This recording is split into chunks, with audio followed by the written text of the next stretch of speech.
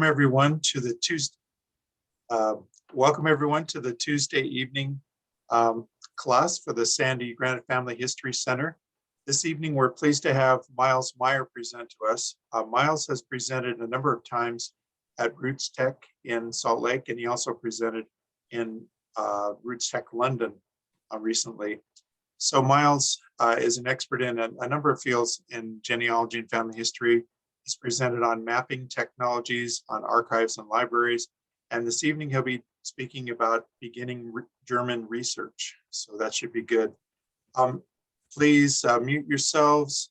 And on the recording, the class will be recorded so that you can view it later on. Usually we have it up within a few days on granitefhc.com. And we will have a brief Q&A at the end of the session. So hold your questions till then and we'll get them answered. So with that, we'll turn the time over to Miles.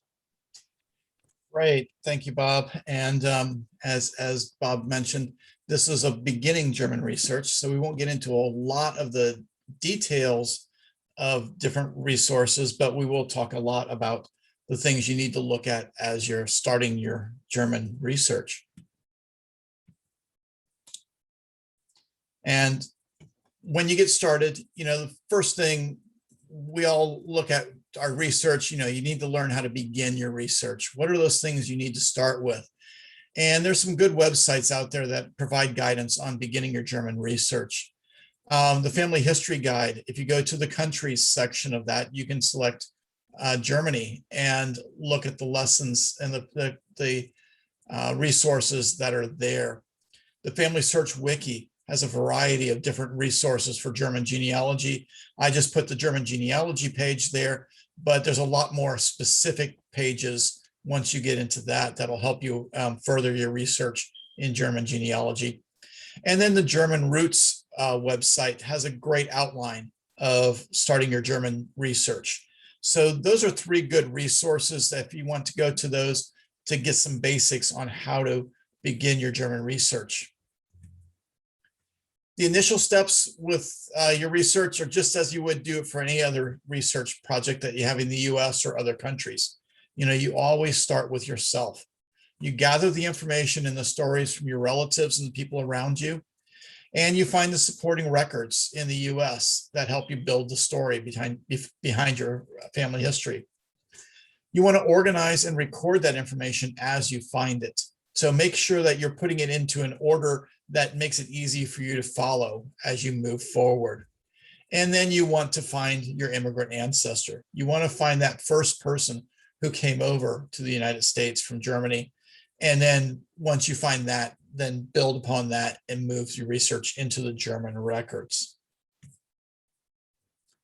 So what kind of records can you use to find your German immigrant ancestors? The ones I tend to like to use first are the death certificates. You might know when your German immigrant ancestor died. And so you might be able to find death records such as death certificates, obituaries, church records, memorial cards, or family Bibles. And sometimes these will have the information you need to figure out where they may have come from in Germany. So here's a great example. This is my second great-grandmother, Teresa Turling Wise. She lived in Fort Laramie, Ohio. The family tended to stay in that same area for many, many generations. And this is her death certificate. And you can see that she died in 1926 and she was born in 1839. So she was 87 years old. And if you look towards the lower left-hand corner, it says her birthplace was Germany. Her father was William Turling, and her mother was Mary Godker, both of Germany. So we've got the parents' names, and we know that they all came from Germany. That doesn't give us a lot of helpful information, though. You need to know the town in Germany for these records to be helpful when you get to the German records. But this confirms the fact that she was born in Germany, and we now have her parents' names to work off of. So then, knowing her death date from the death certificate, I was able to go through the historical newspaper archives for the area and I was able to find her obituary. And you see it says Mrs. Wise was a daughter of Mr. and Mrs. William Turling, and she was born in Glandorf, Germany on January 26, 1839. She came to America when she was 16 years of age, and the family lived in Fort Laramie for the rest of their time there. So this obituary gives me again a confirmation of her father's name, William Turling, and the birth location, Glandorf, Germany, and also her birth date, January 26, 1839. It also tells us that she immigrated when she was 16 years old. So that means we're going to be looking for immigration records somewhere around 1855. And as it states here, she's lived in Fort Laramie all of her life since she came to the United States. So we'll keep searching for records in this immediate area. You also see that in the middle, it says that she was married in 1859 and that her husband died March 16th, 1902. So you get some more information about the family. Now, this is a good obituary. It has the right information. In another talk that I do, I work off of my great grandfather, Emil Garman, and the obituary has the incorrect information. It has the wrong town's name, it has the wrong parents' names, and it has the wrong birth date. So that makes things a little more confusing. And I'll talk a little bit about that when we get to the end of the presentation. I won't use his record specifically, but I'll just mention how we got around the incorrect information on the obituary there. In this case here, I know that Glandorf, Germany is correct because you'll see, I'll show you her, I think I'll show you some church records. So you've gone through, you've found the death records. They confirmed that they were in Germany. You may have found an obituary that gives you some more information, but what other records can you find? Now, I'm assuming in my case, my ancestors, my German ancestors all immigrated between the 1840s and the 1880s in that mid 1800s timeframe. So a lot of their records are pretty easy to find and fairly complete. Now, if your ancestors came in the 1700s, you know, in some of those early, the Palatine migrations and some of those early migrations, you might have a little bit more difficult time finding them, but there are still some records, and we'll get to some of those records a little bit later. With the US Census beginning in 1850, the census includes the place of birth for the individual. So that's going to be very helpful. Now, before 1850, some of the censuses have little tick marks that indicate if a person was of foreign birth or was a US citizen. And so you need to look at those tick marks and determine if they were, you know, immigrants or if they were born in the US based on those, the presence of those tick marks. Starting the 1900 US Census, the census includes the year of immigration or naturalization, as well as the parents' birthplaces. So in many cases, you know, you're going to use those years of immigration or naturalization or the status of naturalization to give you a hint. Don't totally rely on it. It may say, you know, they immigrated in 1865 and you're going through and the next census says 1863. And you finally get into the naturalization papers and it's 1862. Well, you know, just rely on those for a range of dates that are possible immigration or naturalization dates and look on either side of those for possible records if you can't find anything quickly. So here's an example of the 1870 census for my great-great-grandmother, Teresa Wise. And you can see here, she was 27 years old in 1870, according to the census. And you can see that her birth location is Hanover. So remember, one of the things you have to remember about the German, the country of Germany is that Germany as a country was not established until in the early 1870s. Before that, it was just groupings of kingdoms and duchies and other free states and so on. So you'll need to get an idea of where those were. Hanover, you know, the boundaries fluctuated fairly fluidly. So you're going to have to go back through and look at historic boundaries for Germany to figure out where Hanover may have been at the time when she was born. You also see that columns 11 and 12 are the father and the mother of foreign birth, and they've got the little tick marks there. Looking at the 1900 census, you can see she's listed as Tracy in this census. Right above that is August Wise. That was my great-great-grandfather. And you can see January 1840 was her birth date in this record. Now, that doesn't quite match up with what we had in the obituary. It said January 1839. So the census is off by a year in the birth year for this record. But you can also see here, it says she was born in Germany. Her parents were born in Germany.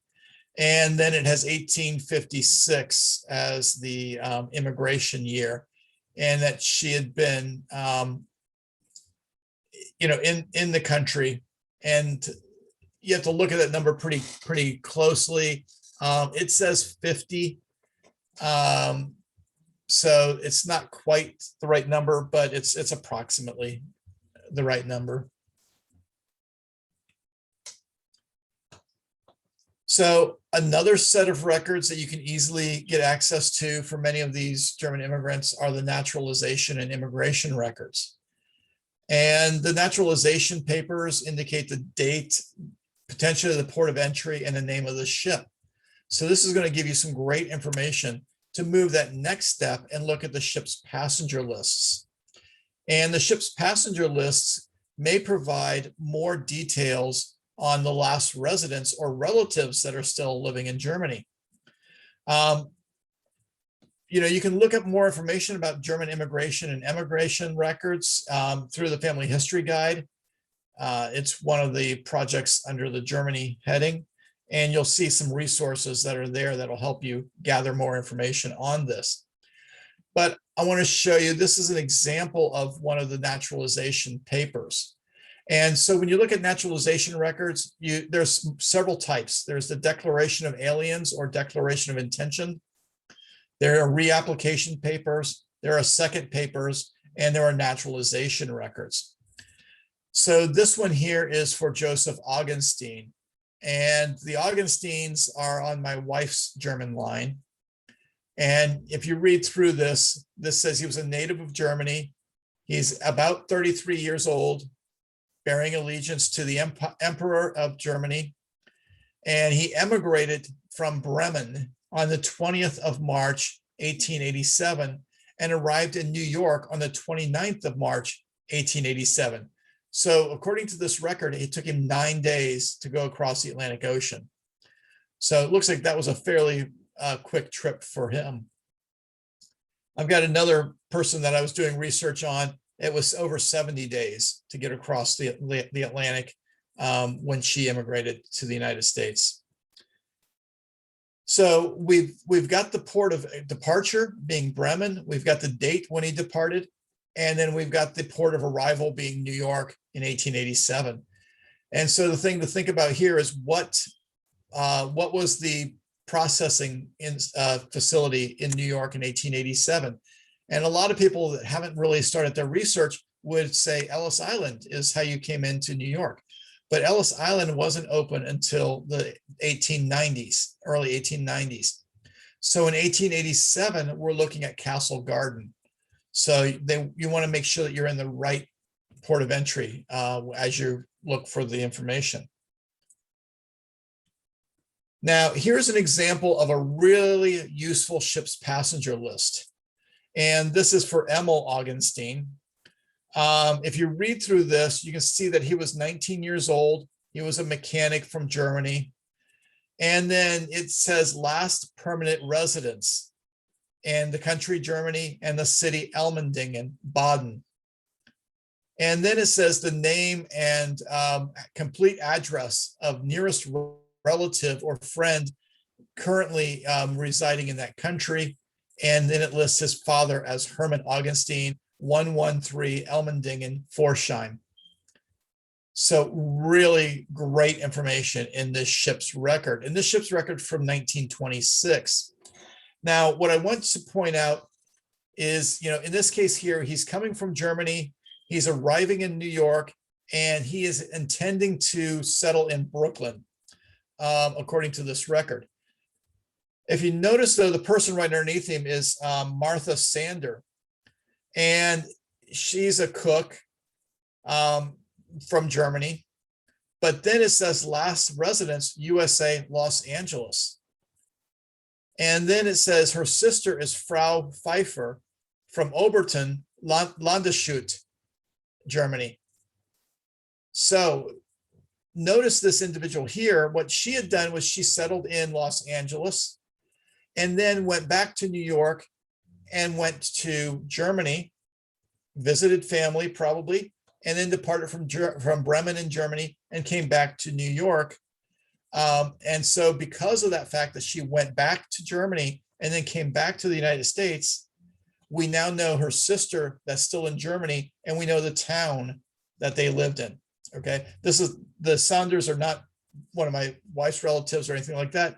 It just so happens that this is just the next record on this page. But you may want to look beyond just the entry into the United States, the first entry into the US for your immigrant ancestors. They may have gone back and forth several times. I've got another ship's list where one of my great-grandfather's brothers went back and picked up another brother and then brought him back to the United States. And in that case, that ship's record then indicates where the brother was from, and then where in Germany, and where the brother that went over there is from in the United States. So I got a lot of great information from that ship's record. So, be aware that you might find ship's records for your ancestors going back and forth to Germany, picking up relatives or visiting with relatives. So if you want to learn more about finding passenger lists, the Family Search Wiki has a page for German immigration records, which goes into a lot of detail about the types of records you're going to find. There's also a webpage called the Immigration and Ships Passenger List Research Guide. Now, this is a really good research guide, but it's from 2011 and it hasn't been updated recently. So many of the links that are on the page are not valid. It's still talking about microfilm and who has the microfilm as opposed to who has the digitized images. But the outline that they lay out in there and the research process that they lay out on the webpage is a very good method to follow when you're doing your research. And Cindy's list. And some of us who have been researching for a long time probably use Cindy's list back, when we first started, but have forgotten about it over time. Well, Cindy's list is still very active in tracking information and compiling it. So on Cindy's list, there's a collection of links to ship and passenger lists that could be very helpful in finding the information you're looking for. Now, when you're looking at your German ancestors, think about what port they may have come into. So, in many cases, they came into New York through Castle Garden or for Ellis Island. But in other cases, they may have come in through another port. So ports like Galveston, Texas was a large entry port for Germans. New Orleans, a lot of them would come through New Orleans, get on the paddle boats and go up to St. Louis or Cincinnati or some of the other towns on the Missouri or Ohio River or the Mississippi River. And so those towns were being settled by the Germans, coming up through New Orleans. And one of my family lines traveled up New Orleans. Two of the brothers ended up in St. Louis, and then the other brother ended up in Cincinnati.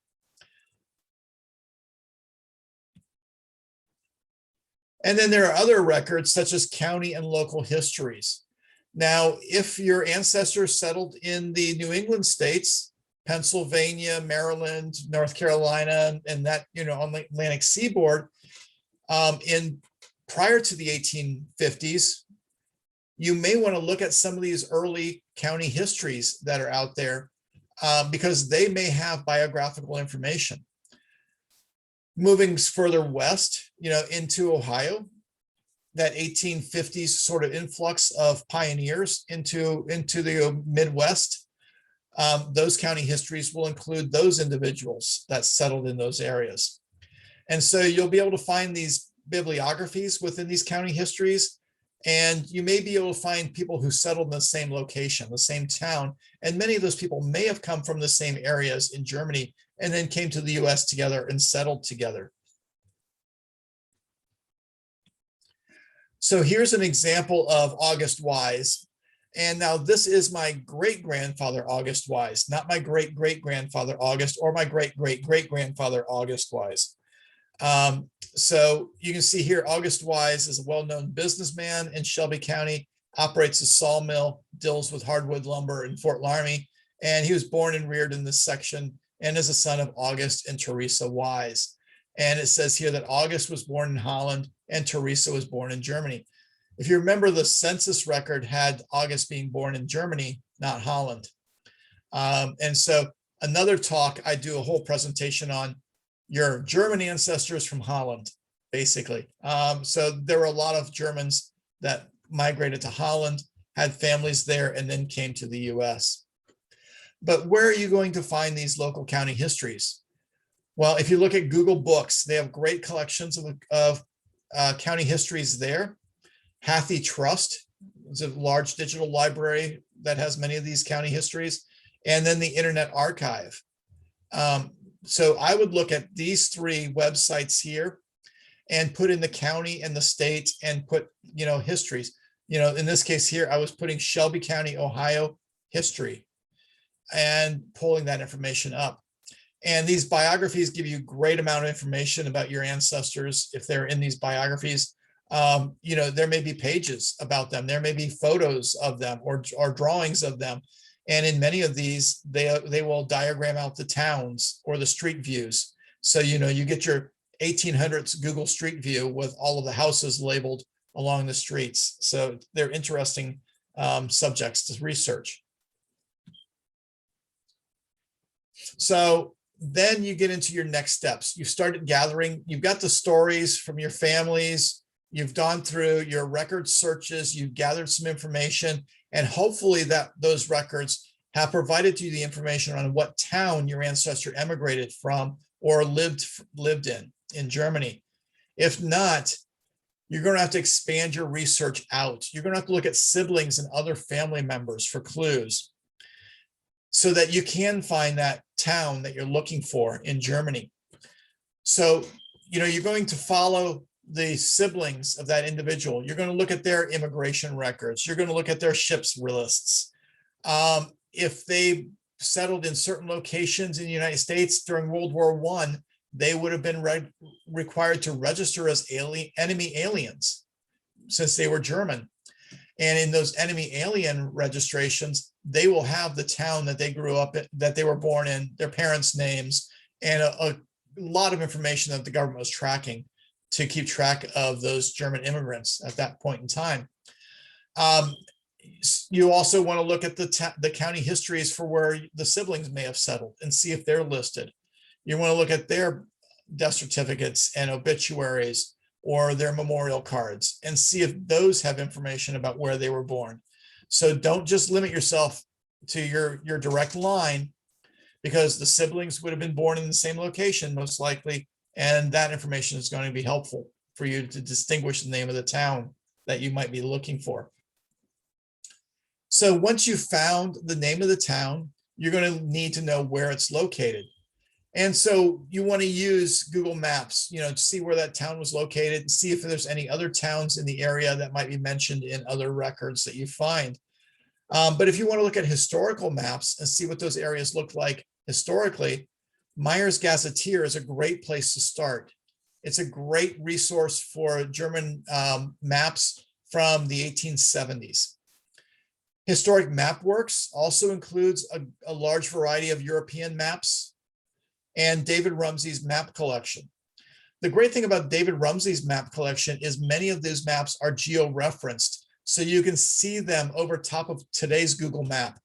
and see how the area has changed from the date of the map to the Google Maps that you have today. And I'll just mention the Family History Guide again. They have a section on German maps and gazetteers that you can go in and get more information about those resources. So here's an example of Meyer's Gazetteer. And what you're going to do is you're going to type in the name of the town. So I typed in Glandorf, and now you can see that it tells me that it's Glandorf, Eiberg, Osnabrück, Hanover, Prussia. So that's the location. And it gives me a map showing me a pin where it's generally located. And then it provides me a lot of information about the town, but it's written in German.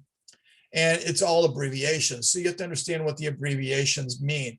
But it tells you, that it's 8 kilometers from Freiburg, and it's 7 kilometers from the next town, and it's founded in 1282. And all of this information is in there. You can read just to the right of the map some of that information interpreted for you. And then you can click on the map and it shows you the map from the 1870s. So you can see Glandorf is right in the center, and then you can see the other towns that are surrounding it, such as Westerndorf and Suddendorf, Mecklenburg, and so on, that are surrounding the area. There's also a tab in there called Ecclesiastical. And the Ecclesiastical tab tells you the churches in the area. So it'll tell you what towns and how far the towns were from Glandorf were for the Catholic Church, the Lutheran Church, the Jewish temples and synagogues, and other landmarks that would be referenced in the ecclesiastical section. You can also add your email in there and let people know that you're interested in researching people from Glandorf, and you may get contacted from other people doing that research in that area. Another way that you can try to find where your ancestors might have come from in Germany is to use surname maps. And surname maps give you an idea of a distribution of a surname. So it shows you where the surname is found and the frequency of its occurrence in those areas. And so this helps you focus your research. Instead of saying it's in Germany, you can look at these maps, and these maps are based off of German records. So things like the censuses and directories to compile the frequency of that name in certain locations. So here's an example of the GeoGen website. And I was researching the Garmin name, and the Garmin is one of my family lines. And you can see when I put it in there, the darker the red, the higher the frequency of that name in that area. So now I've got it narrowed down. The darker red is just in one small section of Germany. And there's a few little areas around it that are orange and yellow. So I know that I'm not searching all of that gray area, because there's very few Garmins, if any, in that gray area. It's less than one entry per area. So there won't be, that won't be where I want to focus. I want to focus in on those darker colors. But you can see that GeoGen, there's a GeoGen version 4, there's Katzennamen, and then there's Namensverbreitungskarte websites, and they all are very good websites to show you the distribution of the surnames. I joke about it because most of my names are fairly limited in the scope in Germany, except for Meyer. If I would put Meyer in this, every single location in Germany would be colored. So there is no area where Meyer is predominant in the country of Germany.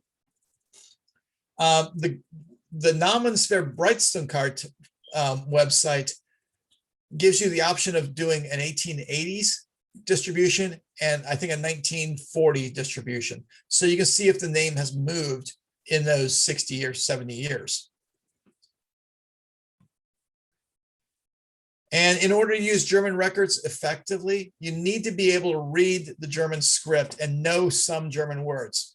But I like to tell people, you don't need to be able to actually read the German. You just need to be able to read the letters, know the script, and know some of the German words. So the first thing you want to have when you're getting into the German records is you want to have your alphabet list, showing you the different fonts that were used, the different scripts that were used in Germany. So you have the modern, which everybody's familiar with the modern. You have the Fraktur, which is the calligraphy sort of version of the lettering, which is, fairly easy to read, but it's mostly in typed font, so that makes it easier. And then you have the Suderland, and then the current, and then the older handwriting styles. So what happened over time is that the lettering evolved. And so if you're looking at your church records, in the 1700s, you might be looking at current. In the early 1800s, you might be looking at Sutherland. In the mid 1800s, you might be looking at Fraktur. So you want to understand which lettering is being used during which time frame for these records that you're looking at. And so, if I look here, can anybody read this? How about that one? There's another one. And then there's another one. So the last one is the Fraktur. And you might be able to see that that says German script can be hard to read. Well, every one of those above it says the same thing. All of those say German script can be hard to read. So if you're looking at that, would you have been able to read those, the three that are above that? And the answer is probably not. The E's look like N's. There's all sorts of different lettering that doesn't quite look like, the H's look like F's. So you have to understand the lettering that might be used. So what I like to do is use a Schrift generator. And the Schrift generator website that I have here shows you how a specific word looks in each of the different scripts. So in this case here, I wrote geboren. And geboren is the German word for born. And so if I'm looking for a record and I'm looking to see if somebody was born, this record is for their birth, I want to find the word geboren. Or if I want to know what their maiden name was when they got married, the female's maiden name, it usually has her first name, and then it says geboren, and then it has her last name. So there's one, you're looking at that word, and now you can key in what that word looks like in the text. And you also want to type in your names that you're looking for in the text. So in this case here, I'm looking for Augenstein. And so I've included what Augenstein looks like in all of the scripts.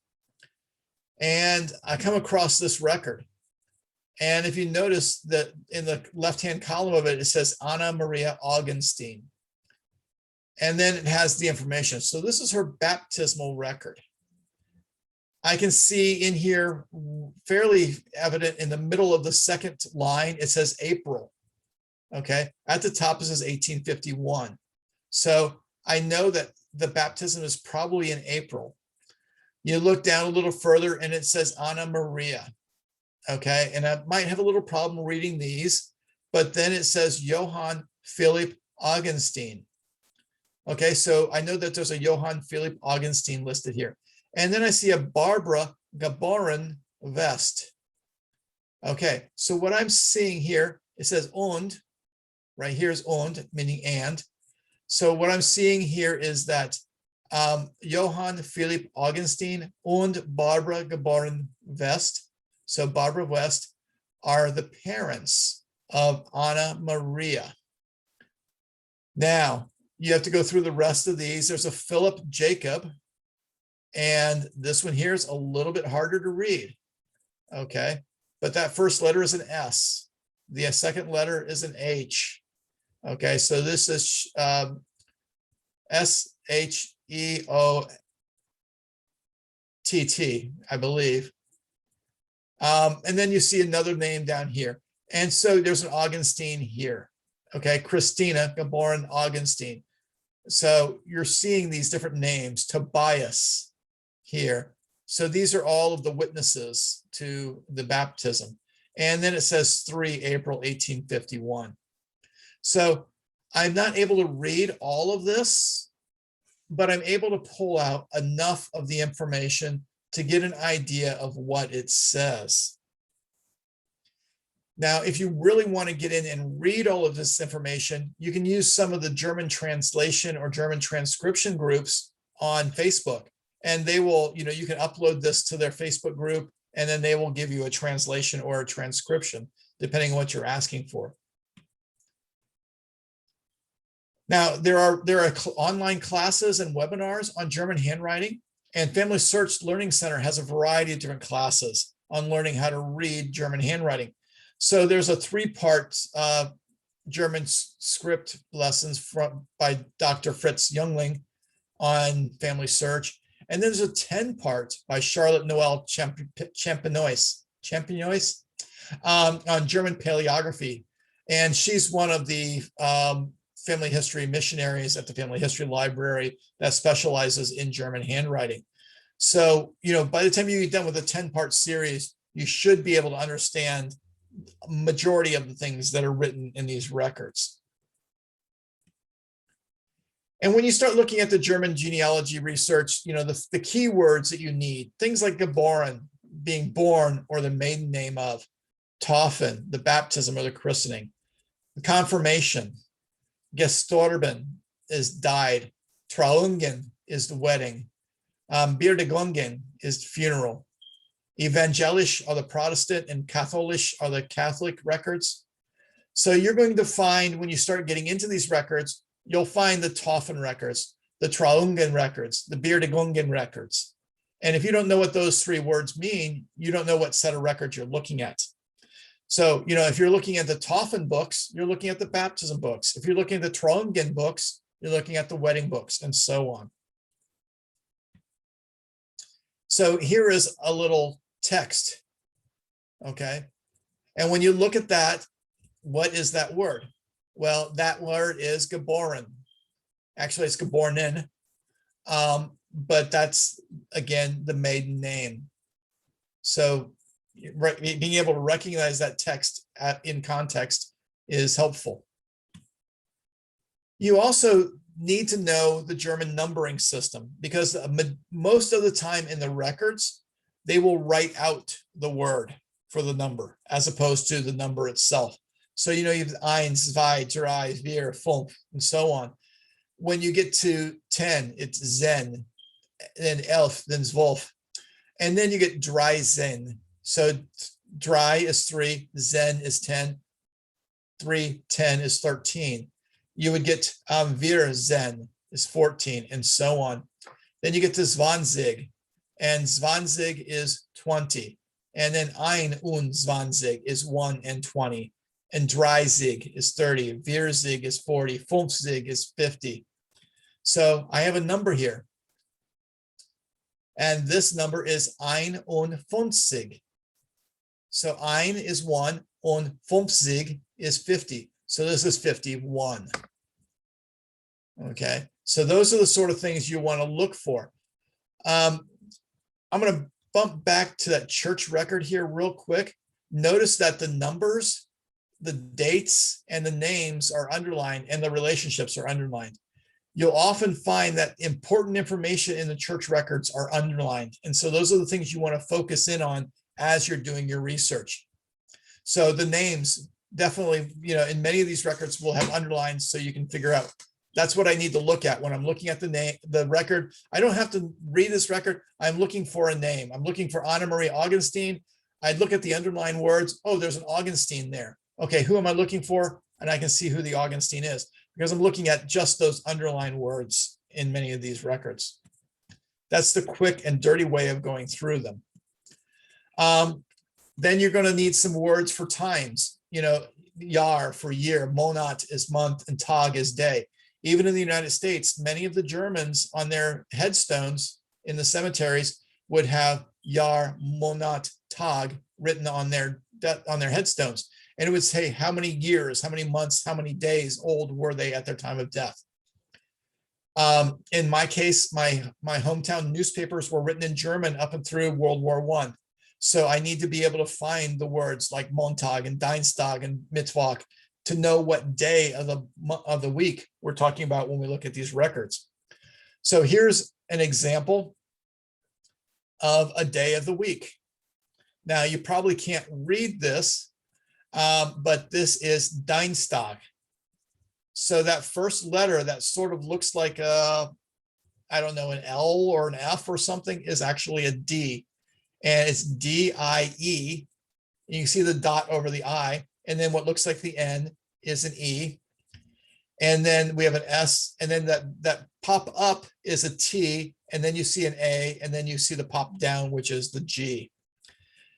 A lot of times when I'm looking at German words, I'm looking at the pop ups and pop downs to give me an idea of what word this probably is. And then I'm looking for the dots, umlauts or dots over the I's or something like that. Notice the T isn't crossed, okay?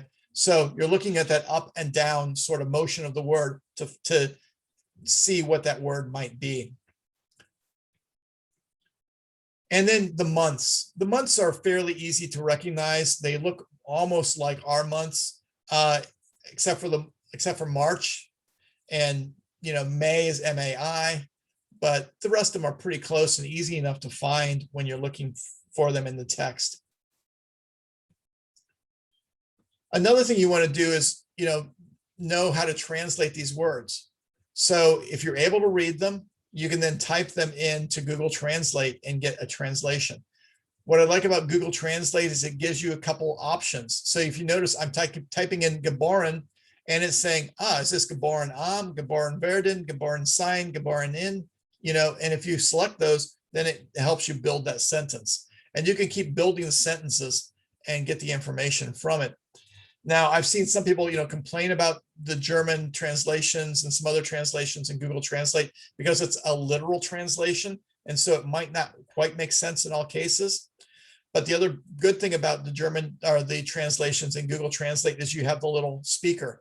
And so if you want to know how it sounds, you can click speaker and it will read the words to you so you can see how they're pronounced.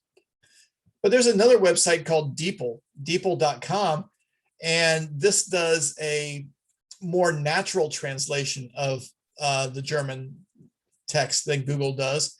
You can also translate files. So you can upload a doc file or a PowerPoint file or a text file, and it will translate those files for you.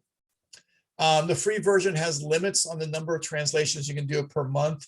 It's something like range of like 5, I think, per month. It might be 3, but it's fairly limited. But it still gives you some good translations. And the records can be found in various archives, churches, and other online databases. So in a lot of cases, you're going to be looking at the state or regional archives, the Landesarchives. And some of these archives have searchable or browsable records. Most of them are not indexed, though. So you'll have to search by the town, by the dates, and then go through those records to find what you're looking for. In order to find the right archives for you, you can just type in the region that you're looking for and Landesarchiv in Google, and it'll pull up the sites. So I've provided 3 of them here for Baden-Württemberg, Berlin, North Rhine-Westphalia. Those are 3 archives that you could go to, and if you have family in those areas. If you want to learn more about the archives, the Family Search Wiki has information, and the Family History Guide also has more information on using archives and libraries. I get a lot of my research in the church records, from the German church records. So places like Matricula, which is the Catholic database. They're good for the northern and western part of Germany, and for the southern and eastern part of Germany. Austria, Switzerland, and other areas of German heritage are also included in there. There's a little section in the middle and Baden-Württemberg that the Catholic records are not yet online in Matricula. If you're looking for Lutheran or Protestant records, you want to work with Archeon. Archeon is a pay site, so you pay by the days or by the number of files that you want to download. Matricula is free. So Archeon specializes in the Lutheran or Evangelisch records.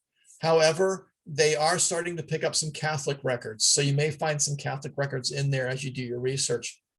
But then you also want to look at the state and regional archives. Again, you need to know the town that you're looking in order to get to the right locations. And Family Search, MyHeritage, and Ancestry are beginning to pick up a lot more German records that are available. On Family Search, many of those are restricted records for Germany, though. So you will have to go to a Family History Center or the Family History Library or an affiliate library in order to see those records. And, Family History Guide does give some information on church records that is helpful for you if you're in researching in those areas. Another German database that I like to use is CompGen, and this searches a variety of online German databases for your German ancestors. So CompGen is the German Genealogy Society's web page, and this is sort of like the US GenWeb or some of those pages that were very predominant in US research historically. This gives you things like address books, gravestones, mortality lists, World War I casualties. And if you look all the way to the right-hand side, it has meta search. You can go to the meta search and search multiple databases simultaneously. The OFBs, or the Orts family books, these are the books that are written with the family trees for the towns. So you may be able to find your ancestors in that town in an Orts family book. The interesting thing there is that since they've gone digital, people have been adding to them. And so you may find in the Orts family book your German ancestors, but then their children who migrated to the United States and their information about where they lived in the US and where they died in the US also. So it doesn't just specifically have the German stuff, it may expand out to where they immigrated to.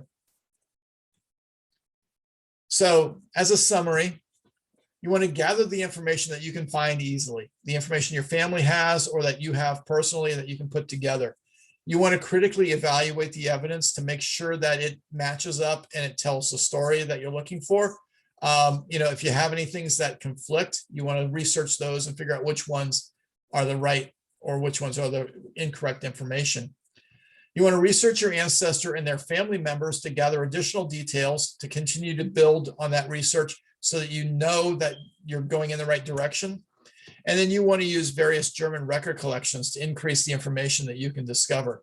Use the family or family books, the Orts family books, use the church records, use the state and local archives to gather the information that goes with the family. A lot of times when I'm in those records, I'm just going page by page, looking in the columns to find if the surnames are popping up, and then doing the research on that family group and seeing if they're in my family tree or I need to just add them with new information. So we'll open it up for questions. And I see there's one thing in the chat, so I'll have to see what that one is. I think that's just asking where people are from. Okay. So are there any questions?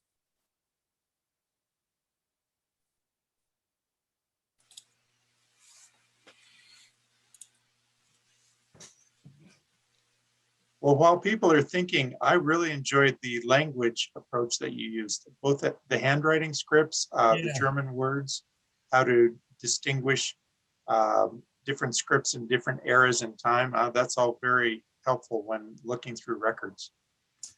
Do you have a handout? Oh, that's right. Let me do that. I do have the handout, and let me pull it up here. I think I copied it. Let me see if I did. Nope. I had it copied and then I had to paste something else, but just give me 1 second because it's exit. There we go. Copy. So there is the link to the handout. Where is that? I just posted it in the chat. So if you go to that link, you should be able to download the handout. Okay. And it has all of the links that I used in the presentation. Okay, thank you. I knew I'd forget to do that.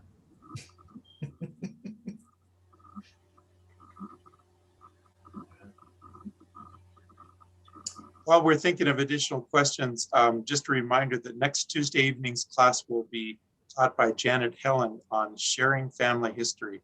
And that will conclude our semester of Tuesday evening classes. We'll be off for the summer and then starting back up in the fall. So there's a question here about 1932 German records. Is it possible to research more recent records? So Germany has a very strict privacy rules.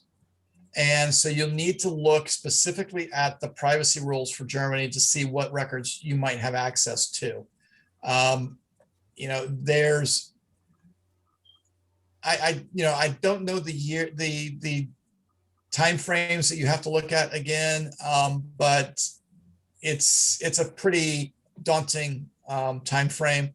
I know that when I do the research in Alsace-Lorraine, it's 100 years. So even for deaths, it's 100 years. So you have to look at the different regions within Germany, but it's a pretty long time frame for records access. Hello, could you tell me again how I get the copy of the records you just told us? I didn't get it. How do you do that? So the handout is in the chat.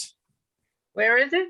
It's in the chat. So if you go down to the bottom of the screen, that you'll see a little bubble for chat, and it should pop up with the. Oh, that's where I get it? Oh, in the chat. Okay. So that's where the link to the handout for the presentation is, with all of the links that I talked about tonight. Okay, thank you. Yep. So that'll have the links to, some of the archives, the church archives for Germany, the Family Search Wiki links, the Family History Guide links, and so on. Hey, Miles, quick question. Yes. Are there any recent German records that would be like publicly available? I know like in the United States, we have Social Security death index and things like that. Mhm. Are there any equivalents where people's names might be listed in more of a public record as opposed to like a birth or Yes, death so record? you do have all of the phone books. Your own copy. The phone books are all Okay. available. Down there. There are Orts family books that may be more recent for the towns, that will have the genealogies for individuals, for the towns. You have things like the World War I casualty lists that you can do research on, for World War I. Again, that's a little over 100 years ago. So you also have, the cemetery lists that are available, with, people's burials. And, if you've been doing German research for a while, you realize that, they rent their cemetery spaces. They lease them, I guess I should say. And so when the lease is up, they're removed and another body is placed in that same place. So you're not going to go to Germany in most cases and find, your headstone from the early 1800s for your family. And then There was another question in chat. Sorry. Yeah, so I'm looking at the one, the Nazi German genealogy records. I recently did a German research project on an individual who was in a concentration camp. He'd actually escaped twice from the concentration camp. And the third time they caught him, he was in Denmark at a dance.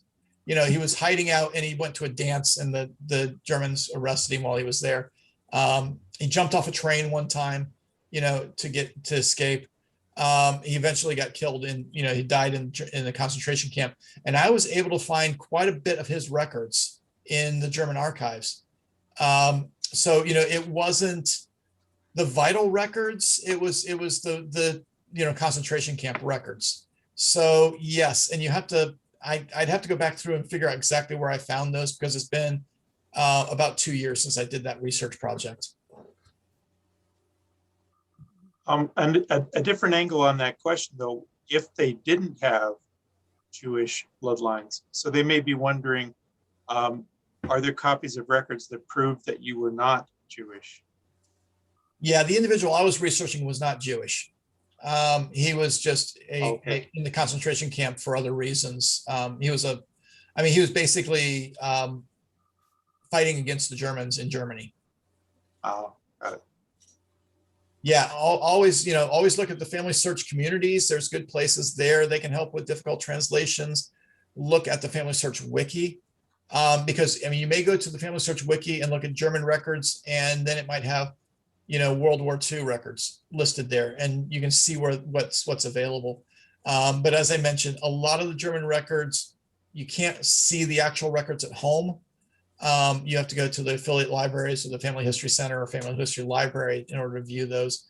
And you're probably aware that the Family History Centers, our ability to view records there is down for the next 90 days. Or it started at the beginning of June, so it's like 80 days left. Yep. We're hoping that they fix that problem. The latest information I got on that, Miles, was Tuesday. And they couldn't give me a date when engineering would be done with all the fixes. Yeah. Hmm. Yeah. I don't know. And that's mainly because the system that the Family History Centers access is old. The Family History affiliate libraries is a newer system. And so it covers all the security clearances that are required for the contracts. The Family History Centers don't. So they had to take them down and re-engineer them. Our son-in-law told us that they were using Windows 7. Well, we just got rid of all of the Windows 7 computers. So Yeah. they actually had until the end of this month, I think, before they get deactivated. Yeah. So yeah. Any other questions? So I should upgrade my Windows 2000. Or your XT? Yeah. Oh, try Windows 98. Any other questions for Miles? Miles, are you going to do this frequency of names in Germany in the geographical areas? So I have a talk on that. I think we have a talk on the family history guide that's been extracted from that, right? For the surnames, maybe. And of course, I It's do it for the- surnames through mapping. I don't know that it was German. I think it was more of a, Yeah, okay. yeah. Yeah, and I do have the mapping surnames talk that I'll give, at the German gig that I do here in Florida. And I'll probably do that again next year with them. So I do have that, I do have presentations on it. And there may be some out there on the YouTube someplace.